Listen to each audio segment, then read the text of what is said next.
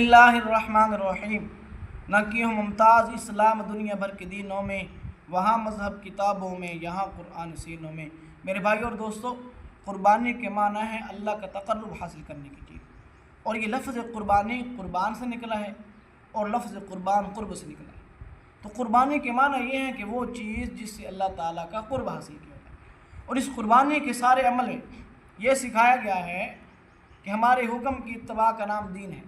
جب ہمارا حکم آ جائے تو اس کے بعد عقلی گھوڑے دوڑانے کا موقع ہے، نہ کہ اس میں حکمت اور مصلحت تلاش کرنے کا موقع باقی رہتا ہے، اور نہ اس میں چوچلا کرنے کا موقع باقی رہتا ہے۔ جب اللہ تعالیٰ کی طرف سے حکم آ جائے، ایک مومن کا کام یہ ہے کہ جب اللہ تعالیٰ کی طرف سے حکم آ جائے تو اپنا سر جھکا دے اور اس حکم کی اتباع کرے۔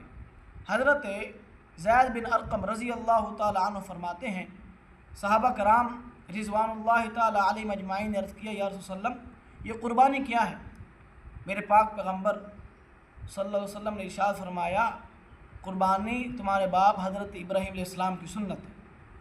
تو صحابہ کرام رضوان اللہ تعالیٰ علیہم اجمعین نے عرض کیا، یا رسول اللہ اس میں ہمارا کیا فائدہ ہے؟ تو میرے پاک پیغمبر صلی اللہ علیہ وسلم نے ارشاد فرمایا، تمہارا اس میں فائدہ یہ ہے کہ قربانی کے جانور کے ہر بال کے بدلے میں ایک نیکی ملے گی۔ کیا فرمایا؟